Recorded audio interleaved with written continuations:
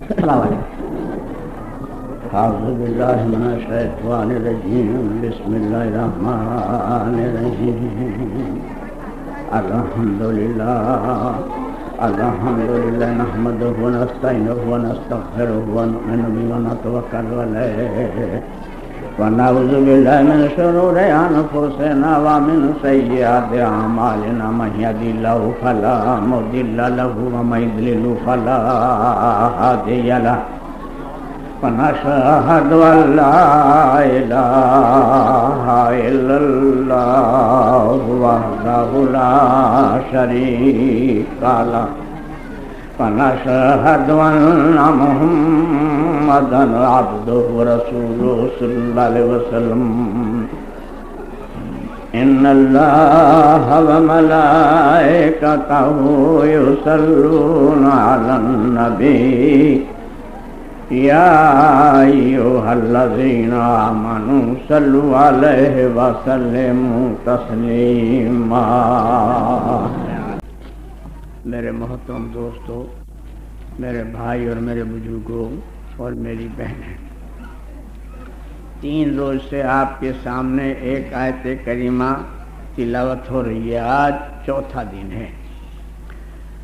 قرآن کریم کے 11ویں پارے میں سورہ توبہ کے 14ویں رکوع میں 112 نمبر کی آیت ہے.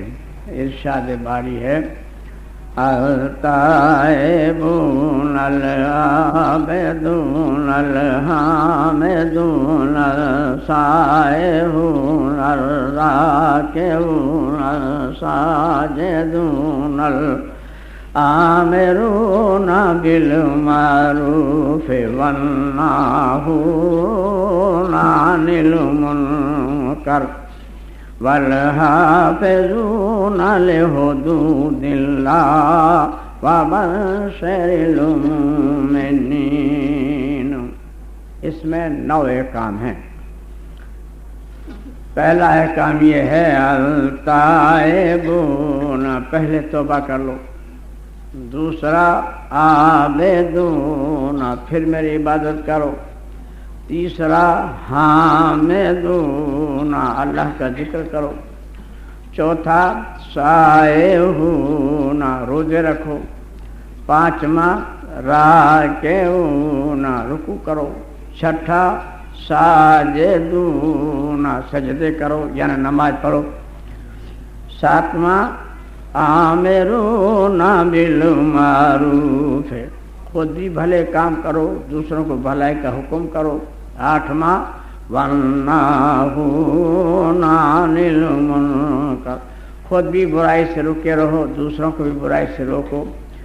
9واں والحافظون لحدود اللہ وبشر المؤمنین، اللہ کی بتائی ہوئی حدوں کی پابندی کرو. بس ایسے مسلمانوں کے لیے خوشخبری ہے.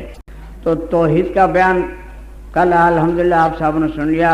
آج انشاءاللہ وحدانیت کا بیان ہے اور علمی بحث ہے. اس میں جو علماء کرام جو ہیں وہ بھی انشاءاللہ تعالیٰ دل باغ کے ہو جائیں گے.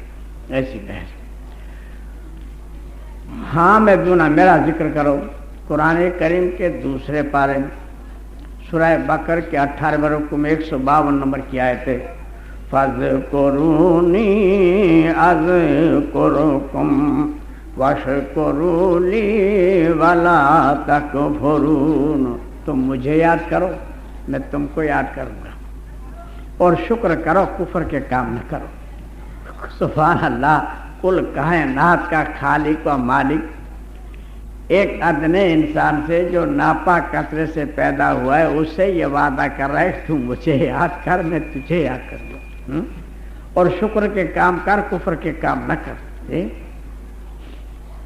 صحیح بخاری شریف جلد 3 پارہ 30 صفحہ نمبر 542 حدیث نمبر 2255 توحید کے بیان میں لکھا ہے. دوسری کتاب صحیح مسلم شریف جلد 2 صفحہ نمبر 194 حدیث نمبر 953 باب نمبر 447 دعا کے بیان میں لکھا ہے. تیسری کتاب مشکاۃ شریف جلد 1 صفحہ نمبر 371 حدیث نمبر 2140 ذکر الہی کے بارے میں لکھا ہے.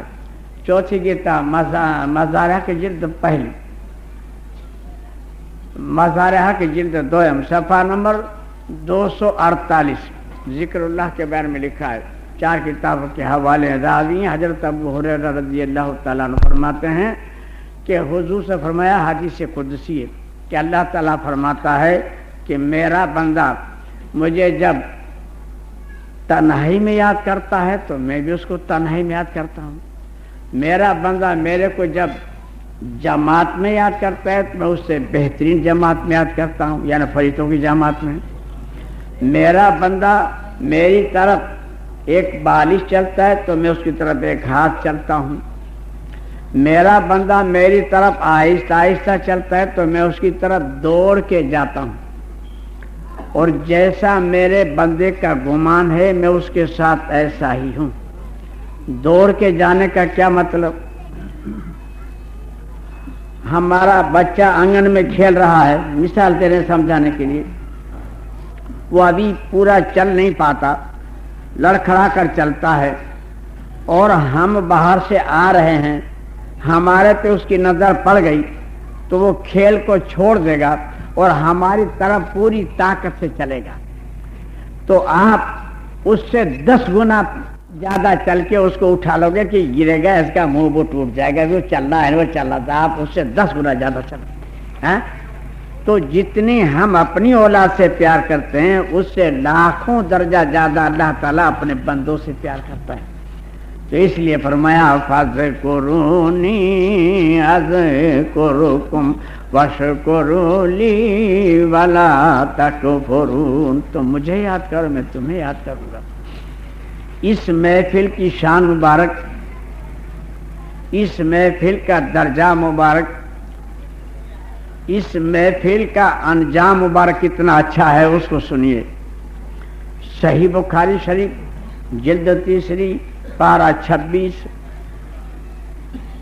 صفحہ نمبر 307 حدیث نمبر 1327 دعا کے بیان میں لکھا ہے. دوسری کتاب صحیح مسلم شریف جلد پہلی، صحیح مسلم شریف جلد دوم صفحہ نمبر 196 حدیث نمبر 964 باب نمبر 454 دعا کے بیان میں لکھا ہے. تیسری کتاب ترمذی شریف جلد دوم صفحہ نمبر 346 حدیث نمبر 1448 دعا کے بیان میں لکھا ہے. چوتھی کتاب مشکات شریف جلد پہلی صفحہ نمبر 372 حدیث نمبر 2143 ذکر اللہ کے بارے میں لکھا ہے. پانچویں کتاب مظہرہ کی جلد پہلی دوم صفحہ نمبر 250 ذکر اللہ کے بارے میں لکھا ہے. راوی حضرت ابو ہریرہ رضی اللہ تعالیٰ عنہ فرماتے ہیں کہ حضور سے فرمایا کہ اللہ کے کچھ فرشتے ہیں اور وہ فرشتوں کا کام یہی ہے کہ ایسی محفلوں کو ڈھونڈتے پھرتے ہیں. جب ایسی محفلیں ان کو کہیں مل جاتی ہیں تو ایک دوسروں کو آواز دیتے ہیں کہ ادھر آؤ ادھر آؤ ادھر آؤ، یہاں اللہ کا ذکر ہو رہا ہے ادھر آؤ. پھر وہ فرشتے ہم کو پروں سے ڈھانپ لیتے ہیں اور آسمان تک ان کا تانتا لگ جاتا ہے. پھر رحمت ہی رحمت برستی ہے، پھر ہم کو نیند آنے لگتی ہے، پھر سستی آنے لگتی ہے. ارے چلو یار ذرا بیڑی پیا جا باہر جا کے، چلو یار ذرا پان چبایا میں جائے چاہ پیا میں، چلو ذرا باہر. میرے ایک دوست نے میرے کو مسئلہ پوچھا، بولے حقانی صاحب دیکھو ہم پکے سنی ہیں، ہم نماز تو پڑھتے نہیں، یہ پہلی بات، مگر کبھی کبھی جمعے میں پہلے چلے جاتے ہیں تو جمعے میں اتنی نیند آتی ہے ہم کو، اتنی نیند آتی ہے گویا موت آ جائے. اور سینما میں جاتے ہیں نیند نہیں آتی، قوالی میں جاتے ہیں نیند نہیں آتی، رنڈی کے ناچ میں جاتے ہیں نیند نہیں آتی. یہ کیا بات ہے؟ ہم نے کہا سمجھ میں بات نہیں آئی؟ بولے نہیں. ہم نے کہا جب مسجد میں جاؤ گے تو وہاں رحمت برستی ہے، اور جب رحمت برسے گی تو روح کو سکون ملے گا. جب روح کو سکون ملے گا تو اس پہ غنودگی سی طاری ہو جائے گی. یہی رحمت کی دلیل ہے. آپ دیکھیے جمعے کے دن، جمعے کے جب مولوی سے خطبہ پڑھ رہا ہو تو جب مسجد میں سے نظر پھرائیے تو 10-20 تو آدمی آپ کو ایسے ملیں گے کہ گیا اللہم صلی علی سیدنا محمد وعلی آلِ سیدنا محمد. کیا گانجا پی کے آیا ہے, چرس پی کے کیا ہوا, کیا یار مولوی کب ختم کرے گا, یہ نیند اتنی آ رہی ہے جی. 10-20 آدمی تو آپ کو ایسے ملیں گے, دیکھ لینا. اور کتنے کو تو وضو ٹوٹ جاتے ہیں, پھر وضو بنانے جاتے ہیں, اتنے سو جاتے ہیں. رحمت ہے. نماز ختم ہو جائے, گھر پہ جائیے, نیند نہیں آئے گی. پنکھا چلائیے, گدلا بچھائیے, وہ تو رحمت ہی چلے گی, نیند نہیں آئے گی. یہی رحمت کی دلیل ہے, حق اور باطل کی. اور سینما میں روح کے اوپر عذاب نزول ہو رہا ہے. روح جانتی ہے کہ اس کا خمیانہ مجھے کیا بھگنا ہے, اس کا جرمانہ مجھے کیا دینا پڑے گا, وہ جانتی ہے, اس لیے نیند حرام ہو جاتی. رنڈی کے ناچ میں جاؤ, قوالی میں جاؤ, تو اس کو معلوم ہے کہ مجھے کیا خمیانہ بھگتنا پڑے گا, اس لیے نیند حرام ہو جاتی. ایک بیمار آدمی ہے, اس کو نیند کہاں سے آئے گی؟ تو بھائی جس کو درد ہوگا اس کو نیند نہیں آئے گی. تو یہ عذاب نزول ہوتا ہے روح پہ, روح کو نیند کہاں سے آئے گی؟ تو یہی رحمت کی دلیل ہے. اور جب ہماری یہ محفل ختم ہو جاتی ہیں تو فرشتے آسمان پر چلے جاتے ہیں, آسمان پہ چلے جاتے ہیں. اور اللہ تعالیٰ جانتا ہے, سب کچھ جانتا ہے, باوجود پوچھتا ہے کہ بتاؤ فرشتے میرے بندے کیا کرتے تھے. فرشتوں نے ایک زمانے میں یہ کہا تھا کہ یہ خون ریزی کریں گے, نافرمانی کریں گے. اب اسی فرشتوں کی زبانی اس مخلوق کی اللہ تعریف کروانا چاہتا ہے, حالانکہ اللہ جانتا ہے. بتاؤ میرے بندے, میرے فرشتے, میرے بندے کیا کرتے تھے؟ تو فرشتے کہیں گے باری تعالیٰ تیرا ذکر کرتے تھے. تو اللہ تعالیٰ کہے گا کیا انہوں نے مجھے دیکھا بھی ہے؟ فرشتے کہیں گے باری تعالیٰ دیکھا تو نہیں ہے. اللہ تعالیٰ کہے گا کہ مجھے دیکھ لیں تو فرشتے کہیں گے باری تعالیٰ بن دیکھے ان کا یہ عالم ہے, بڈھے بچے, اندھے لولے لنگڑے بیمار سب بھاگے چلے آ رہے ہیں, مرد اور سب بن دیکھے یہ عالم ہے, تو دیکھنے پر تو تم ہی جانے کیا ہو.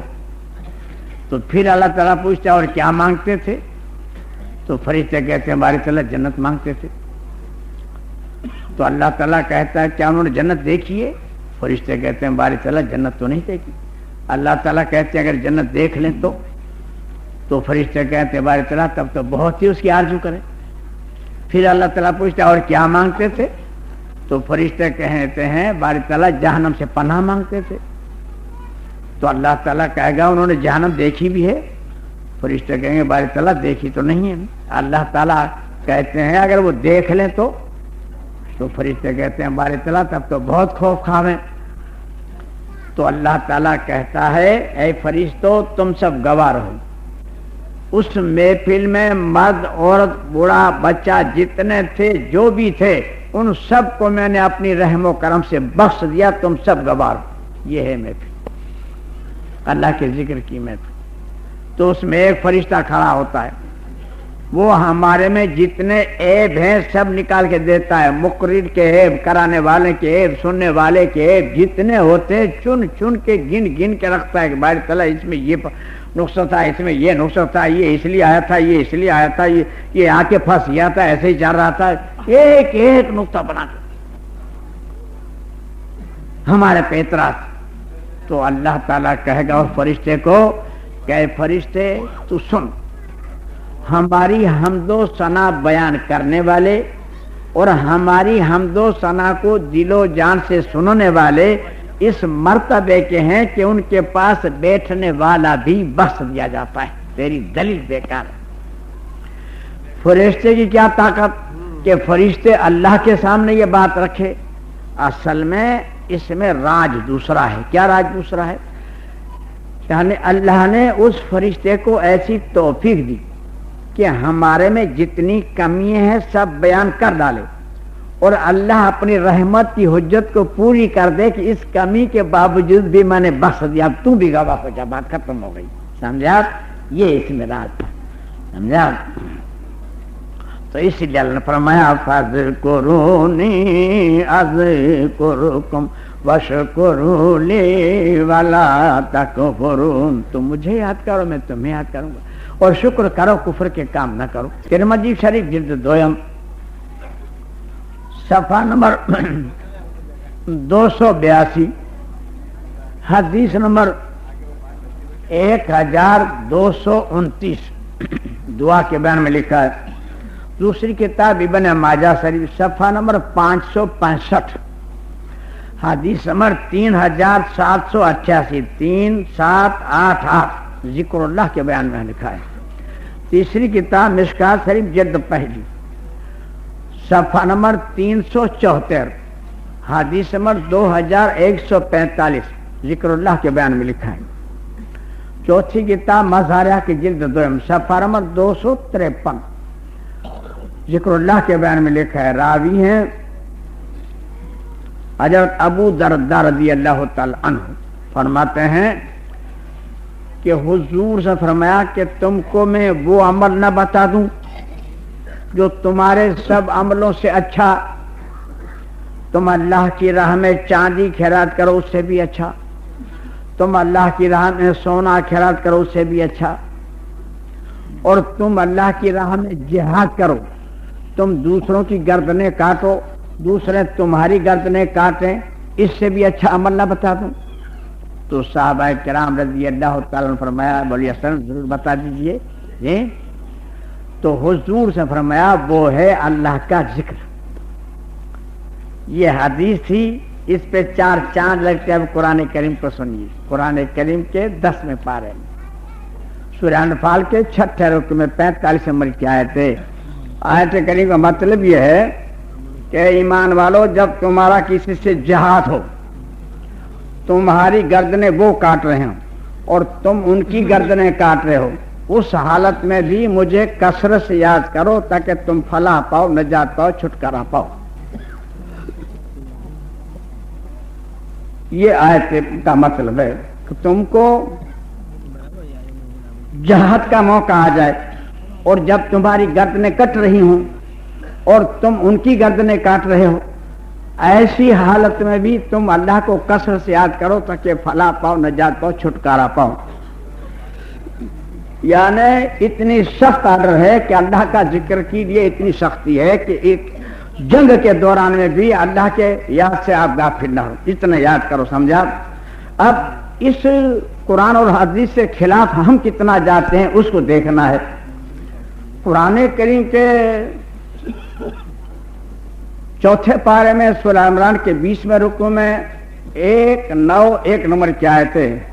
अल्लज़ीना यज़कुरूनल्लाह क़यामन व क़ुऊदन व अला जुनूबिहिम, जो लोग उठते हैं तो अल्लाह को याद करते हैं, बैठते हैं तो अल्लाह को याद करते हैं, लेटते हैं तो अल्लाह को याद करते हैं, तो अल्लाह को याद करते हैं।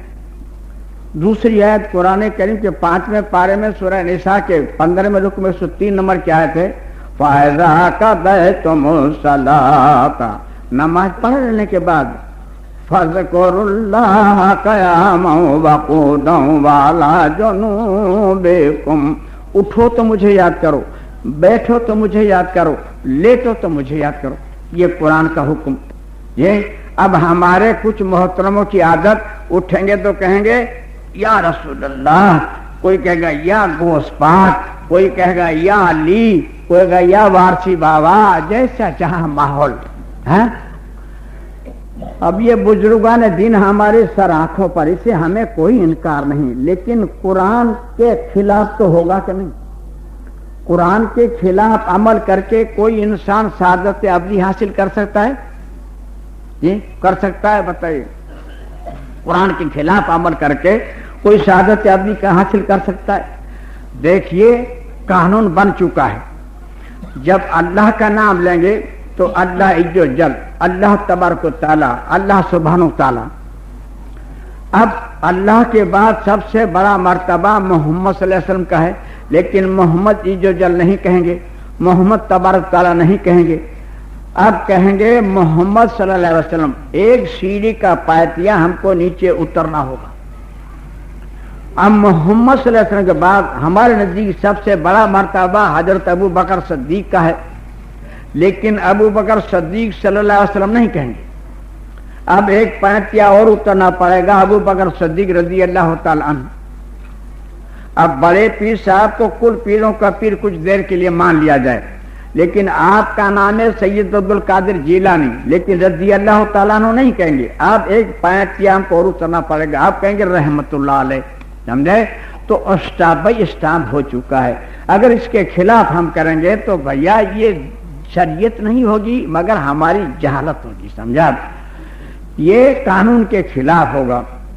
اب جو سمجھاتے ہیں تو کہتے ہیں صاحب ہماری مرضی، تو یہ اللہ کا جو ہے فَاذْكُرُونِي أَذْكُرْكُمْ وَاشْكُرُوا لِي وَلَا تَكْفُرُونِ، تم مجھے یاد کرو میں تمہیں یاد کروں گا۔ اب وحدانیت آپ کو بتانی ہے۔ عین الہدایہ جلد پہلی صفحہ نمبر 4 عقائد کے بیان میں لکھا ہے کہ اللہ کی کسی صفت کو مخلوق کی کسی صفت سے ملایا تو کافر ہو جائے گا، سمجھا؟ اللہ میں جو صفات ہیں وہ کسی اور میں ثابت کرنا شرک ہے۔ مظاہرہ کی جلد پہلی صفحہ نمبر 41 کتاب الایمان میں تفسیر عزیزی کے حوالے سے لکھا ہے کہ شرک شریعت میں اس کو کہتے ہیں کہ جو صفات باری تعالیٰ میں خصوص اور مخصوص ہیں وہ کسی غیر میں ثابت کرے، دوسرے میں ثابت کرے۔ ایک تو صفت یہ بھی لکھی ہے کہ اٹھتے بیٹھتے لیٹتے اللہ کو یاد کیا جائے، اگر دوسرے کا نام لے رہا ہے تو یہ شرک ہے، اللہ کی جگہ دوسروں کو دے رہا ہے۔ علم آپ کو بھی ہے، علم ہم کو بھی ہے، علم چرند پرند کو بھی ہے، علم درندوں کو بھی ہے، شام کو اپنے اپنے گھونسلے میں چلے جاتے ہیں اور صبح میں کہاں روزی ملے گی ان کو معلوم ہے، وہاں چلے جاتے ہیں، اپنے بچوں کے بھی روزی لاتے ہیں۔ ہاں، علم سب کو ہے۔ مخلوق کا جو علم ہے وہ محدود اور اللہ کا علم لامحدود۔ اب اللہ کے علم کے برابر کسی اور کے علم کو اگر ثابت کر رہا ہے تو کافر۔ اب کچھ ہمارے مسلمان محترم ایسے ہیں کہ حضور صلی اللہ علیہ وسلم کو علم غیب ثابت کرنا فخر سمجھتے ہیں، اس کے لیے ضد کرتے رہتے ہیں، اکھڑتے رہتے ہیں، حالانکہ قرآن کریم کے 20ویں پارے میں سورہ نمل کے 5ویں رکوع میں 65 نمبر کی آیت ہے، قُلْ لَا يَعْلَمُ مَنْ فِي السَّمَاوَاتِ وَالْأَرْضِ الْغَيْبَ إِلَّا اللَّهُ۔ کل بڑی اہمیت رکھتا ہے، میرے میں کہہ دو کہ زمین و آسمان میں کوئی بھی غیب نہیں جانتا سوائے خدا کے۔ یہ قرآن کریم کی آیت ہے۔ بات ہی ختم ہو گئی، اب کیا سوال رہا جی؟ آگے فرمایا وَمَا يَشْعُرُونَ أَيَّانَ يُبْعَثُونَ، اور کسی کو یہ بھی معلوم نہیں کہ ہم ان کو دوبارہ کب کھڑے کریں گے، یہ کسی کو معلوم نہیں۔ غیب کے بارے میں حنفیہ کا عقیدہ ہے۔ عین الہدایہ بہت بڑی کتاب ہے، 5000 اس کے صفحے ہیں۔ عین الہدایہ جلد پہلی صفحہ نمبر 60 عقائد کے بیان میں لکھا ہے کہ بدعا ہو کہ انبیاء علیہ الصلوۃ والسلام کو علم غیب نہیں تھا، لیکن مختلف اوقاتوں میں اللہ تعالیٰ نے ان کو اطلاع دے دی، اور علماء حنفیہ نے تشریح کر دیے، یعنی خلاصہ کر دیا ہے کہ جو کوئی حضور صلی اللہ علیہ وسلم کو علم غیب ثابت کرے وہ کافر ہے، یعنی کیا کی بات۔ اچھا، اگر حضور سے علم غیب جانتے تھے تو پھر وحی کے آنے کی کیا ضرورت بتائیے؟ جو محمد جانتے خدا جانتے خدا جانتے محمد جانتے، پر وحی کے چکر کاٹنے کی کیا ضرورت پڑ گئی بتائیے؟ اب کون سمجھاوے ان محترموں کو؟ بوستان عارفین صفحہ نمبر 310 پر یہ بات لکھی ہے کہ 23 سال کے عرصے میں 24,000 مرتبہ ہی اتری ہے۔ یہ کہہ تو آئی، کیوں آنے کی ضرورت پڑ گئی؟ تب نہیں مانے اس کا تو دنیا میں کوئی علاج نہیں، سمجھایا جائے گا قرآن و حدیث ہے، سمجھا؟ اس کے علاوہ دوسرا کوئی سمجھانے کا راستہ ہے نہیں، سمجھا؟ دیکھتے ہم بھی ہیں، دیکھتے چرند پرند بھی ہیں، مچھر مکھی بھی دیکھتی ہے، مچھلی بھی دیکھتی ہیں، لیکن دنیا عالم کا دیکھنا محدود اور اللہ کا دیکھنا لامحدود۔ اب اللہ جیسا کسی اور کو دیکھنے والا اگر تسلیم کر رہا ہے تو یہ شرک ہے۔ سنتے ہم بھی ہیں، سنتے چرند پرند بھی ہیں، جانور بھی سنتے ہیں، سب بھی سنتے ہیں، لیکن ہمارا سب کا سننا محدود اور اللہ کا سننا لامحدود۔ اب اللہ کی طرح کسی اور کو سننے والا سمجھ رہا ہے تو شرک ہے، یہ بات یعنی ان باتوں میں اللہ واحد ہے، ان کا کوئی شریک نہیں، سمجھے؟ اس طرح کسی اور کو اگر تسلیم کر رہا ہے، نبی کو، ولی کو، دیو کو، دیوی کو، کسی کو بھی، تو یہ شرک ہے۔ روزی ہم بھی اپنے بچوں کے لیے کماتے ہیں، اور روزی پرندے بھی اپنے اپنے بچوں کے لیے لے جاتے ہیں، لیکن ہماری جو رجا کی ہے محدود اور اللہ کی رجا کی لامحدود۔ اب اللہ کی رضا کی کے برابر کسی اور کو رجا سمجھ رہا ہے دینے والا، تو اس کا نام شرک ہے۔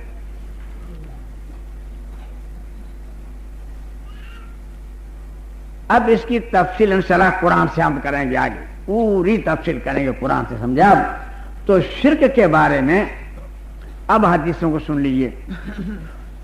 صحیح بخاری شریف جلد 3 پارہ 30 صفحہ نمبر 535 حدیث نمبر 2226 توحید کے بیان میں لکھا ہے۔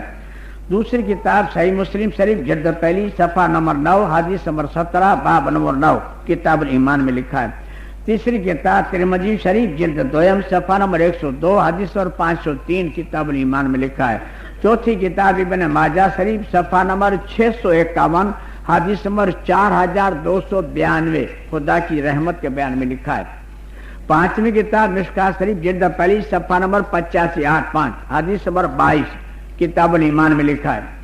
چھٹی کتاب مزارع جلد 1 صفحہ نمبر 3131 کتاب الایمان میں لکھا ہے۔ راوی حضرت معاذ رضی اللہ تعالی عنہ فرماتے ہیں کہ میں حضور صلی اللہ علیہ وسلم کے ساتھ، تو حضور نے فرمایا معاذ تجھے معلوم ہے کہ خدا کا بندوں پر کیا حق ہے؟ معلوم ہے؟ تو میں نے کہا اللہ اور اس کے رسول صلی اللہ علیہ وسلم جانے۔ تو حضور سے فرمایا کہ اللہ کا بندوں پر یہ حق ہے کہ بندے اللہ کی ذات میں کسی کو شریک نہ کریں،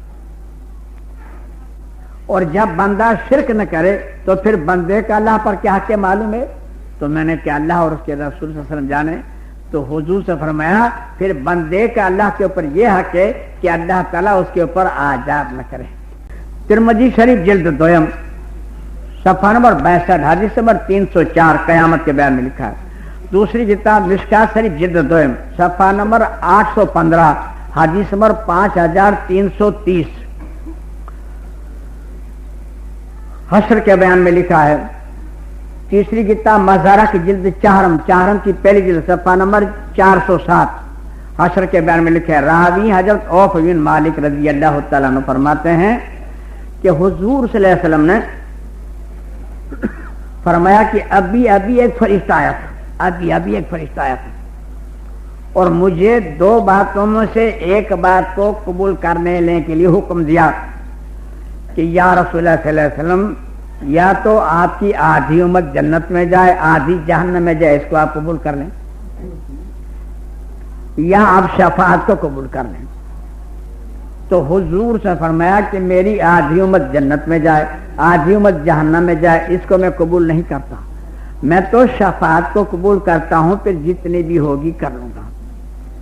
پھر صحابہ کرام رضی اللہ تعالیٰ عنہ کی طرح مخاطب و فرمایا تمہیں معلوم ہے میری شفاعت کن لوگوں کے لیے ہے؟ میری شفاعت ان لوگوں کے لیے ہے جنہوں نے اپنی زندگی میں شرک نہیں کیا ہوگا۔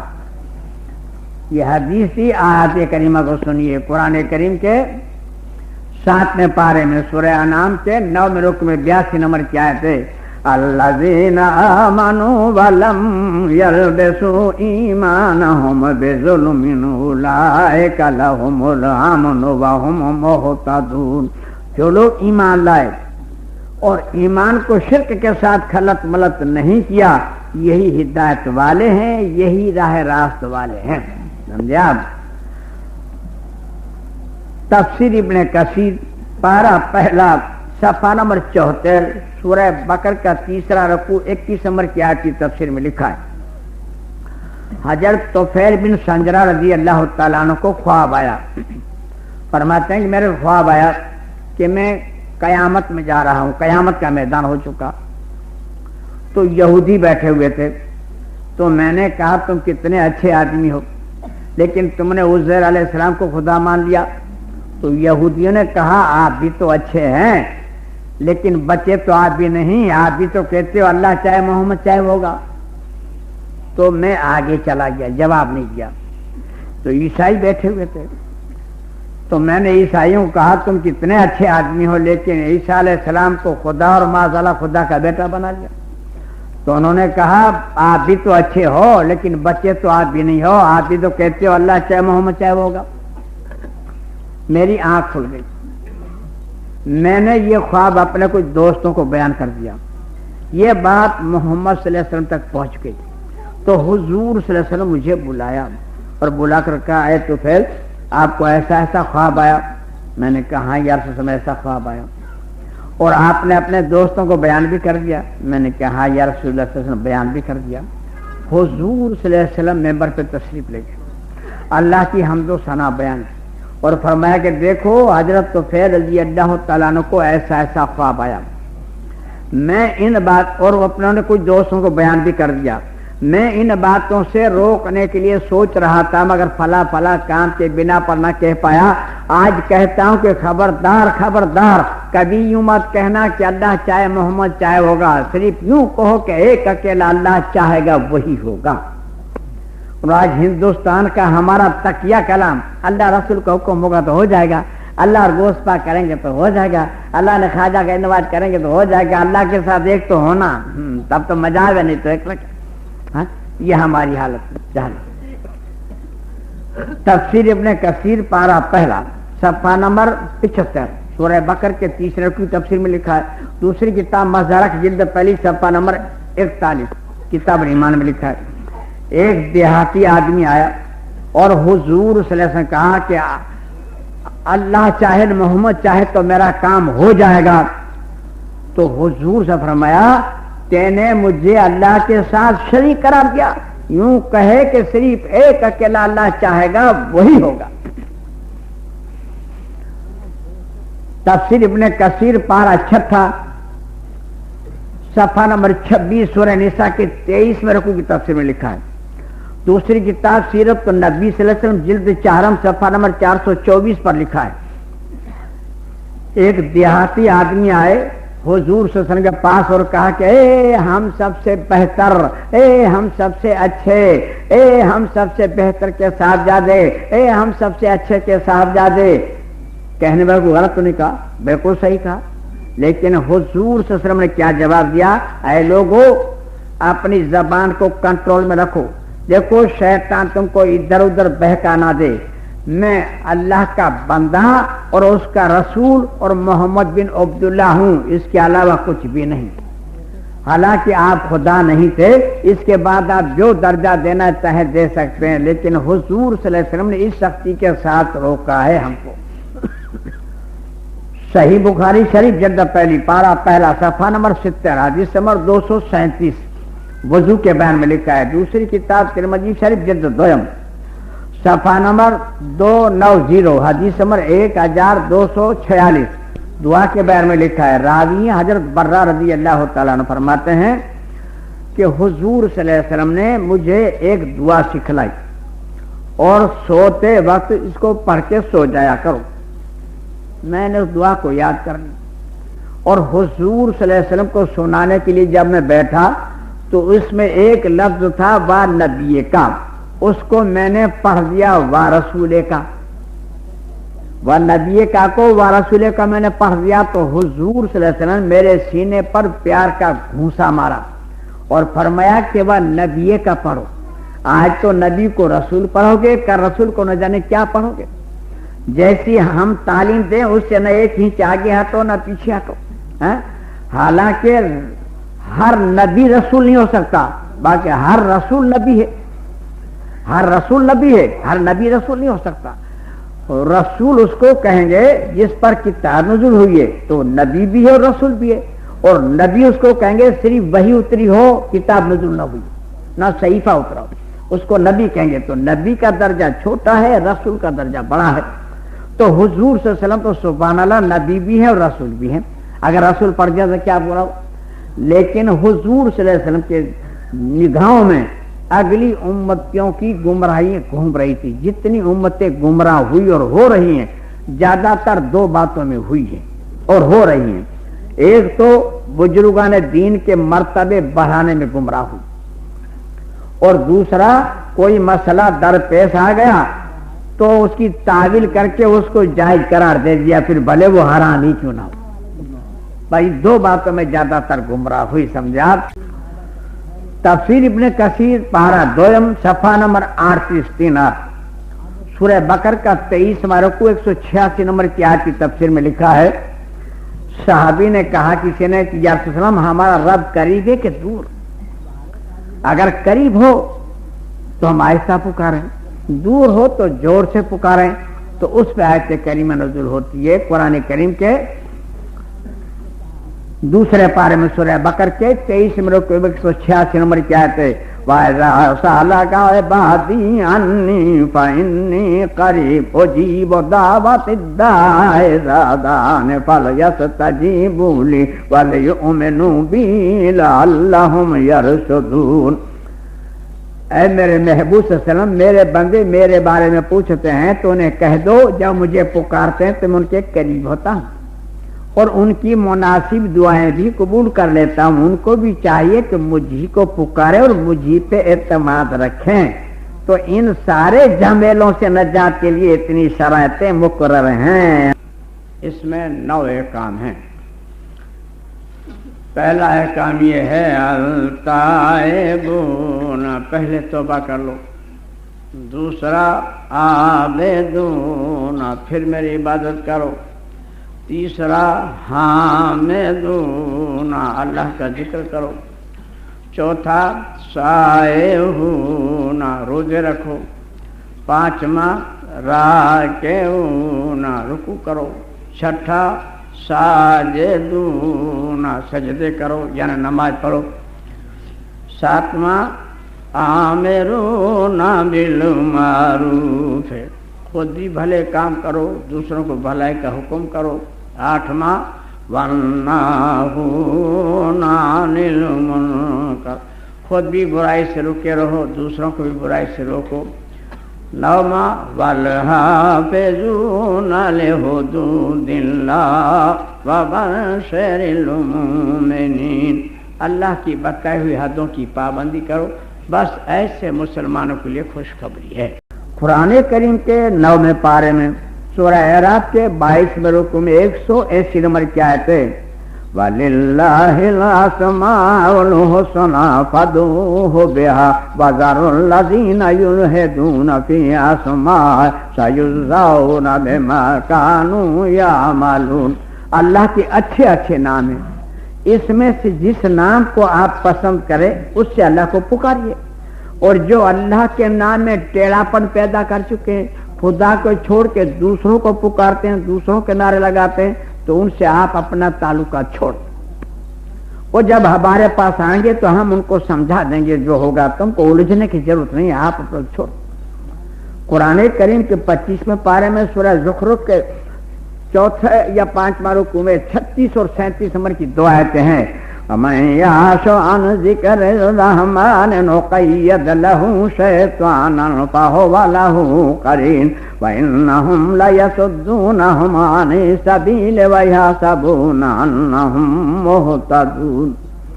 جو اللہ کی ذکر سے غافل ہو جاتا ہے تو اللہ تعالیٰ بھی اس کے اوپر ایک شیطان مسلط کر دیتا ہے. وہ شیطان ان کو الٹے راستے پر چلاتا ہے اور چلنے والے سمجھ رہے ہیں کہ ہم بہت ہی سیدھے راستے پر چل جا رہے ہیں. اب اس میں ذرا سمجھنے کی کوشش کریں. ایک تو ہمارے پر شیطان کا مسلط ہونا اور ایک اللہ کی طرف سے شیطان کو مسلط کرنا, اس میں کچھ فرق محسوس آپ صاحبوں کو ہوتا ہے کہ میرے پر شیطان مسلط تھا, 18 سال گانے کا کام کیا, اللہ نے ہٹا دیا نا. ہوگا کہیں بیچارہ بیٹھا ہوا کہیں کونے کھٹکے میں خود چھپ چھاپ کے, اب کیا کرے, اللہ کی رحمت غالب آ گئی. ہمارے پہ شیطان مسلط ہو جائے تو اللہ اس کو ہٹا سکتا ہے, اور اللہ کی طرف سے شیطان مسلط کرا دیا جائے تو اب کون میرا باپ ہٹا دے. سوچو تو جو شرک میں مبتلا جو ہیں ان کے اوپر اللہ کی طرف سے شیطان مسلط کرا دیا گیا. بھائی میرے کون سمجھے گا ہماری بات میں, کون مانے؟ اب اللہ پر رحم کرے اور شیطان کو ہٹاوے تو حصہ جمے, نہیں تو کہاں سے حصہ جمے. یہ ہے مدعے کی بات.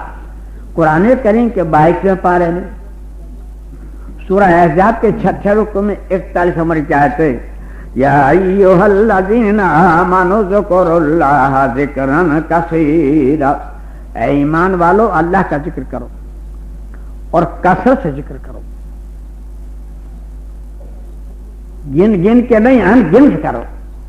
لوگ کہتے ہیں حضرت ہم ایک تسبیح سبحان اللہ کی پڑھتے ہیں, ایک تسبیح الحمدللہ کی پڑھتے ہیں, ایک تسبیح اللہ کی پڑھتے ہیں. ٹھیک ہے, ہاں بھیا ٹھیک تو ہے, لیکن گناہ کتنی تسبیح کرتے ہو یہ تو یاد نہیں ہے. تو بھیا گناہ گن گن کے کرو اور اللہ کا ذکر ان گن کرو. سمجھے آپ؟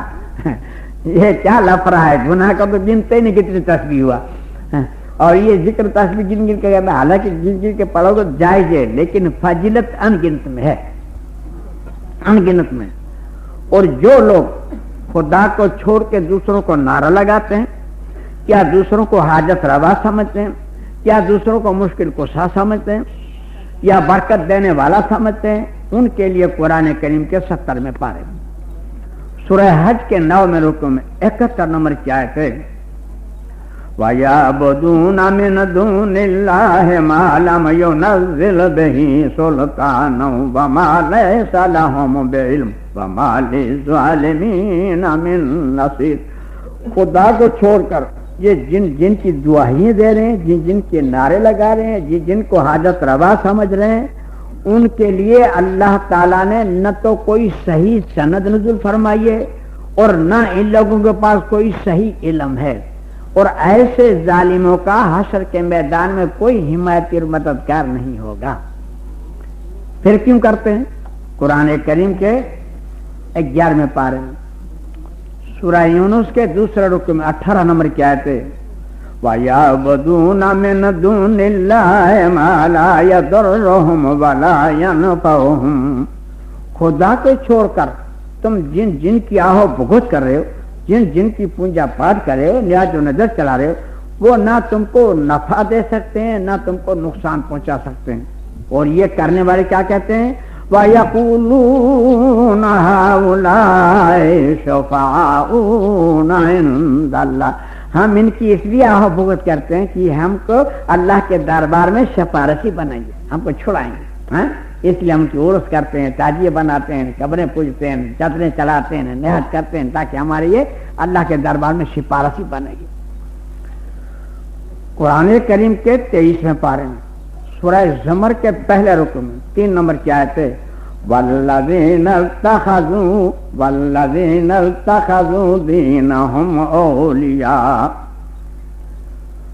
وَالَّذِينَ اتَّخَذُوا مِن دُونِ أَوْلِيَاءَ. اللہ کے سوا جن کو انہوں نے حمایتی بنا رکھا ہے, کیوں بنا رکھا ہے؟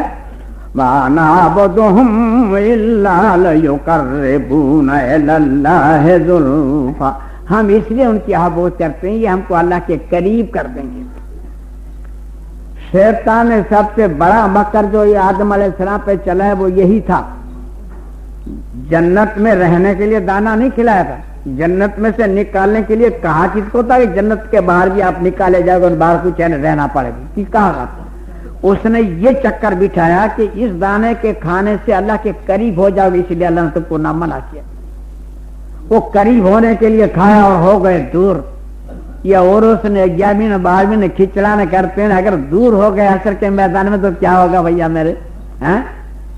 ہم کرتے ہیں قریب ہونے کے لیے اور حشر کے میدان میں دور ہو گئے تو ان کو جواب دیتا ہے اللہ تعالیٰ قرآن کریم میں. مشرکان مکہ بھی یہی کرتے تھے کہ بھائی ان کو خدا نہیں مانتے تھے, خدا کو دربار میں نجات دینے والے ایک وسیلہ سمجھتے تھے, سمجھا, یہی سمجھ کے پوچھتے تھے. تو اس کو جواب اللہ دیتا ہے قرآن کریم کے 15 پارے میں سورہ بنی اسرائیل کے 6 رکوع میں 57 نمبر کی آیت ہے, اولئک الذین یدعون یبتغون الی ربہم الوسیلۃ ایہم اقرب ویرجون رحمتہ یخافون عذاب. تم جن کو پوج رہے ہو نا وہ اللہ کی جستجو میں ہے, اللہ کی جستجو میں ہے. اور اللہ کی رضا جن کی تلاش میں ہیں اور اللہ کے عذاب سے ڈر رہے ہیں، اور تم ان کے پیچھے پڑے ہو، وہ اللہ کی جستجو میں اور تم اللہ کو چھوڑ کے ان کے پیچھے پڑے ہو، یہ لفڑا ہو گیا۔ قرآن کریم کے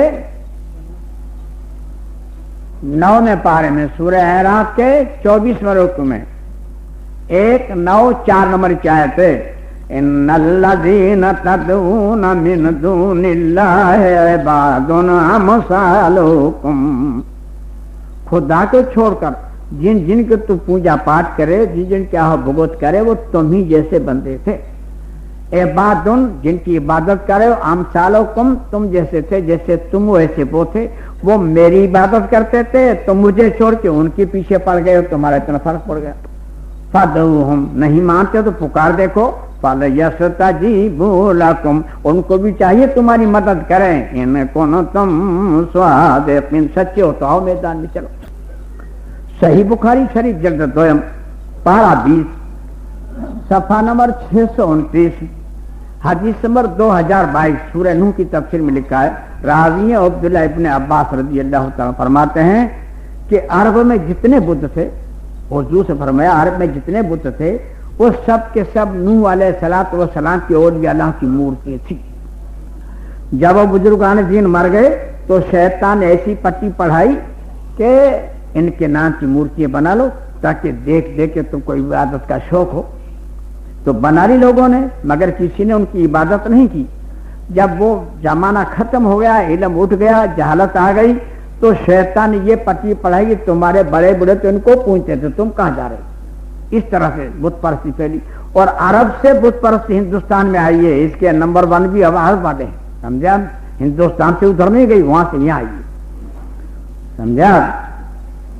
آج قرآن ہم کو یہ بتا رہا ہے کہ عیسیٰ علیہ السلام اللہ کے رسول تھے، حضرت مریم رضی اللہ تعالیٰ عنہ کی نیک بندی تھی، لیکن عیسائی دونوں کی مورتی بنا کے پوج رہے ہیں۔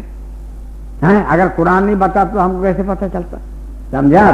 تو یہ جتنے پوجے جا رہے ہیں، چاہے پتھر کی شکل میں پوجے جائیں یا لکڑے کی شکل میں پوجے جائیں یا قبر کی شکل میں پوجے جائیں، مورتی کی شکل میں پوجے جائیں یا غیر مورتی کی شکل میں، تمام بزرگان دین کو پوجے جا رہے ہیں، کسی نہ کسی نام سے پوجے جا رہے ہیں، اور جس کو پوج رہے ہیں وہ کسی زمانے کا بزرگ ہوگا، اس میں کوئی شک نہیں، سمجھا؟ اس لیے جتنے بھی ہوئے ہیں کوئی نہ کوئی درجہ رکھتے ہیں۔ قرآن کریم کے 22ویں پارے میں سورہ فاطر کے 3 رکوع میں 24 نمبر کی آیت ہے، اِنَّا أَرْسَلْنَاكَ بِالْحَقِّ بَشَارًا وَنَذِيرًا وَإِن مِّنْ أُمَّةٍ إِلَّا خَلَا فِيهَا نَذِيرٌ، اے میرے میں بس آپ کو حق کے ساتھ خوشخبری اور ڈر سنانے والا بنا کے بھیجا ہے، اور دنیا کا کوئی ایسا خطہ نہیں جہاں پر ہم نے ڈر سنانے والا نہ بھیجا، یا تو نبی پہنچا یا نبی علیہ الصلوۃ والسلام کے کوئی بزرگان دین پہنچے، تو انہی کو لوگ پوج رہے ہیں، انہی کو پوجتے ہیں۔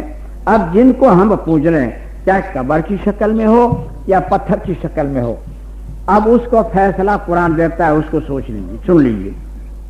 قرآن کریم کے 14ویں پارے میں سورہ نحل کے 2 رکوع میں 20 اور 21 نمبر کی 2 آیتیں ہیں، وَالَّذِينَ يَدْعُونَ مِن دُونِ اللَّهِ لَا يَخْلُقُونَ شَيْئًا وَهُمْ يُخْلَقُونَ، تم جن جن کو پوج رہے ہو ان کو ہم نے پیدا کیے ہیں، انہوں نے کوئی شے نہیں پیدا کی، چاہے کتنا ہی بڑا بزرگ ہو، چاہے نبی ہو، چاہے ولی ہو، چاہے دیو ہو، چاہے دیوی ہو، چاہے پیر ہو یا پیغمبر ہو، اس کو ہم نے پیدا کیا ہے، اس کو ہم نے بنایا، اس نے کوئی چیز نہیں بنائی ہے۔ یہ 20 نمبر کیا تھے، کسی نے فرمایا اموات غیر احیاء، وہ تو مر چکے ہیں، زندہ بھی نہیں، بات ختم ہو گئی، اب تو دوسروں کی ڈیوٹی لگی ہوئی ہے، تم کس چکر میں ہو؟ مر چکے ہیں، مرنے کا اطلاع کس پر آئے گا؟ پتھر پہ آئے گا یا بزرگان دین پہ آئے گا؟ اموات غیر احیاء، وہ مر چکے ہیں، زندہ بھی نہیں۔ یہ زندہ رہنا اللہ کی صفت ہے، بندوں کی نہیں، کس چکر میں آپ لوگ؟ یہ صفت اللہ کی ہے، اس لیے دوسرا نہیں ہے۔ وما یشعرون ایان یبعثون، اور ان کو یہ بھی پتہ نہیں کہ قیامت کب آنے والی ہے اور وہ کب کھڑے کیے جائیں، ان کو یہ بھی پتہ نہیں۔ اب کیونکہ محفل اتنی بڑی ہے الحمدللہ، اس میں صاحب علم بھی ہوں گے، اب ان کے دل میں ایک بات چھن چھن ہو رہی ہوگی کہ بھئی ہم نے تو سنا ہے کہ قرآن کریم میں کچھ ایسی بھی آتے ہیں کہ جو اللہ کی راہ میں مارے جائیں ان کو مردہ نہ کہو، اور حقانی صاحب کو مردہ بتا رہا ہے، یہ کیسے ہوگا؟ تو ان کو بھی سن لیجئے تاکہ مسئلہ صاف ہو جائے، بالکل سمجھے۔ ہم انشاءاللہ تعالیٰ دیانتداری کا بیان کرتے ہیں، خیانت نہیں کریں گے، مرنا ہم کو بھی ہے بھائی، میرے کہے کو جوتیاں کھاوے جا، کیا ضرورت پڑ گئی ہے؟ اس کو پہلے سن لیجئے۔ قرآن کریم کے چوتھے پارے میں سورہ آل عمران کے 70 رکوع میں 169 نمبر کی آیت ہے، وَلَا تَحْسَبَنَّ الَّذِينَ قُتِلُوا فِي سَبِيلِ اللَّهِ أَمْوَاتًا بَلْ أَحْيَاءٌ عِندَ رَبِّهِمْ يُرْزَقُونَ۔ جو اللہ کی راہ میں مارے جائیں وہ زندہ ہیں، انہیں مردہ نہ کہو، اور ان کو اللہ کی طرف سے روزی دی جاتی ہے۔ اب کس قسم کی روزی ہوگی، کھانے کا کیا اسباب ہوگا، یہ ہماری عقل سے باہر کی بات ہے، سمجھا؟ اب شہداؤں کے لیے صحیح مسلم شریف جلد دویم صفحہ نمبر 75 حدیث نمبر 327 باب نمبر 144 باب الامارات کے بیان میں لکھا ہے، راوی حضرت عبداللہ ابن مسعود رضی اللہ تعالیٰ عنہ فرماتے ہیں کہ حضور سے فرمایا کہ شہیدوں کی جو روحیں ہیں یہ آسمان کے نیچے نور کی کندیلیں ہیں، اور وہ سب پردوں کی شکل میں ہیں، تمام جنت میں جہاں چاہیں وہ پھرتی ہیں اور پھر اپنی کندیلوں میں واپس آ جاتی ہیں۔ جب کندیلوں میں واپس آ جاتی ہیں تو اللہ تعالیٰ ان کی طرف جھانکتا ہے اور کہتا ہے مانگو، تو روحیں کہتے ہیں باری تعالیٰ ہم کو تو ہر طرح کا من ہے، کوئی ایسی تو ہے نہیں تو تکلیف جو مانگے۔ پھر اللہ کہتا ہے مانگو، تو کہتے ہیں باری تعالیٰ ہمیں کوئی حاجت نہیں، ہم کو پوری آزادی ہے، ہم کو کوئی تکلیف نہیں۔ پھر اللہ کہتا ہے مانگو، تو روحیں کہتے ہیں بھیا مانگو بابا، کچھ نہیں تو پیچھا نہیں چھوٹے گا۔ تو پھر روحیں کہتی ہیں کہ باری تعالیٰ ہم کو ہمارے جسموں کے ساتھ پھر سے دنیا میں بھیج تاکہ ہم دوبارہ شہادت حاصل کریں۔ تو اللہ کہتا ہے اب یہ نہیں بھیجیں گے، اب تو معاملہ ختم ہو جائے گی۔ پھر ان کو ان کی حالت پہ چھوڑ دیتا ہے۔ تو جب یہ شہداء زندہ ہیں تو کافر کہاں مر گئے ہیں؟ یوں تو وہ بھی زندہ ہیں۔ مشکات شریف جلد پہلی صفحہ نمبر 102 حدیث نمبر 118 عذاب قبر کے بیان میں لکھا ہے۔ دوسری کتاب مزارہ کی جلد پہلی صفحہ نمبر 63 عذاب قبر کے بیان میں لکھا ہے، راوی حضرت عبداللہ ابن عمر رضی اللہ تعالیٰ عنہ فرماتے ہیں کہ حضور سے فرمایا کہ مرنے والے کو صبح اور شام ان کا ٹھکانہ دکھایا جاتا ہے، کافر کو جہنم اور مومن کو جنت۔ تو دیکھے گا کب؟ جب زندہ ہوگا تب نا، نہیں تو کیسے دیکھے گا؟ مشکات شریف جلد پہلی صفحہ نمبر 104 حدیث نمبر 125 عذاب قبر کے بارے میں لکھا ہے۔ دوسری کتاب مزارہ کی جلد پہلی صفحہ نمبر 6-7 عذاب قبر کے بارے میں لکھا ہے، راوی حضرت ابو سعید رضی اللہ تعالیٰ عنہ فرماتے ہیں کہ حضور سے فرمایا کہ جو کافر مرتا ہے تو ایک کافر کے اوپر اللہ تعالیٰ 99 عزد اس کے اوپر مقرر کرتا ہے، اس کو عذاب کے لیے۔ اگر اس 99 عزدے میں سے ایک عزد اگر دنیا میں آ جائے اور صرف ایک مرتبہ پھکار مار دے تو ساری زمین سبزی اگانے سے محروم ہو جائے۔ ایسے 99 عزدے ان کو ڈستے رہتے ہیں قیامت تک، سمجھا؟ اب وہ زندہ نہیں ہوگا تو اس کو دکھ کیسے پتہ چلے گا جی؟ تو بھائی میرے زندہ تو سب ہیں مگر وہ پیٹے جا رہے ہیں اور مومن راحت میں ہیں۔ نبی بھی زندہ ہے، ولی بھی زندہ ہے، فرعون نمرود حامان بھی زندہ ہے۔ ان کو سمجھانے کے لیے قرآن اور آگے چل رہا ہے۔ قرآن کریم کے دوسرے پارے میں سورہ بقرہ کے 154 نمبر کی آیت ہے، وَلَا تَقُولُوا لِمَن يُقْتَلُ فِي سَبِيلِ اللَّهِ أَمْوَاتٌ بَلْ أَحْيَاءٌ وَلَٰكِن لَّا تَشْعُرُونَ۔ جو اللہ کی راہ میں مارے جائیں وہ زندہ ہیں، تم انہیں مردہ نہ کہو، لیکن تم ان کی زندگی کو سمجھ نہیں سکتے، پھاٹک کی بلک دے جاؤ، تم نہیں سمجھ سکتے۔ اب کیا گوتے ماریں گے ہم؟ وہ زندہ ہیں، ان کو تم نہیں سمجھ سکتے۔ قرآن کریم کے 16ویں پارے میں سورہ طٰہٰ کے 3 رکوع میں 74 نمبر کی آیت ہے، لا يموت فیہا ولا یحیا۔ وہ جہنم میں نہ مریں گے نہ جہنم میں جئیں گے۔ مریں گے اس لیے نہیں کہ موت نہیں، اور جئیں گے اس لیے نہیں کہ جینے کی لذت نہیں۔ اس جینے کو نہ جینا بتایا اللہ نے، اور تفصیل سے بتایا قرآن کریم کے 22ویں پارے میں سورہ فاطر کے 3 رکوع میں 19، 20، 21، 22 سے بڑی 4 آیتیں ہیں۔ वमा यस्तविल आमा वल बसीर, एक अंधा एक आंख वाला, ये दोनों बराबर हो सकते हैं? बताओ। अल्लाह हमसे पूछ रहा है, हो सकते हैं? नहीं हो सकते हैं। वाला ज़ुलुमात वाला नूर, एक तो हजारे कंदीलें जल रही हूं और एक काली घटा घनघोर रात हो, ये भी दोनों बराबर हो सकते हैं? नहीं हो सकते हैं। वाला जिल्लो वाला हरूर, एक तो घनी घनी छांव और एक छन छनाती धूप, ये भी बराबर हो सकते हैं? नहीं हो सकते हैं। वमा यस्तविल अहया वलल अमवात, तो एक दुनिया पे चल फिर रहा है वो और एक कब्र में दफन हो चुका है वो, ये भी दोनों बराबर हो सकते हैं? जिस पे सोमन मिट्टी पड़ी है, क्या तुक लगाते हैं? एक तो दुनिया में चल फिर रहा है ये, और एक मुर्दा दफन पड़ा है ये, जिस पे सोमन मिट्टी पड़ी है, ये दोनों एक कहां से हो गए? कैसा तुक लगाती हो आप? ये अल्लाह का काम है भाई मेरे, जिंदा रहना दूसरों का नहीं, समझा आप? कैसे तुक लगाते? अच्छा आप भाई इस बात को खत्म करें। अरे भाई जिंदा है हकानी, छोड़ोने से झमेली वाली तकरीरें क्यों करते हो? हाँ अच्छा भाई जिंदा है, चलो हम भी मान ले जिंदा है, चलो। अब इस बात को मान लेंगे तो फिर एक बात में बात पैदा होगी कि भाई जिंदा है तो सुनते भी हैं कि नहीं? अब ये लफड़ा फिर निकलेगा। भाई जब जिंदा है तो हम जो कहते हैं वो सुनते हैं कि नहीं सुनते हैं? अभी ये बात चली। अब इस पर बहस आओ। कुरान करीम के 20वें पारे में सूरह नमल के 6ठे रुको में ऐसी नंबर की आयत है, इन्नका ला तुस्मिउल मौत वला तुस्मिउ सुम्मु दुआ इज़ा वल्लौ मुदबिरिन। ऐ मेरे महबूब सल्लल्लाहु, आप मुर्दों को नहीं सुना सकते, और जो बहरा आदमी पीठ फिरा कर चल दे आपके सामने, आप उसको भी नहीं सुना सकते। कुरान करीम के 21वें पारे में सूरह रूम के 5वें रुकू में 52 नंबर की आयत है, इन्नका ला तुस्मिउल मौत वला तुस्मिउ सुम्मु दुआ इज़ा वल्लौ मुदबिरिन। ऐ मेरे महबूब से आप मुर्दों को नहीं सुना सकते, और आपके सामने एक बहरा आदमी जो पीठ फिरा के चल दे उसको भी नहीं सुना सकते। ये सुनना अल्लाह की सिफत है, मुर्दों की नहीं, दूसरों की नहीं।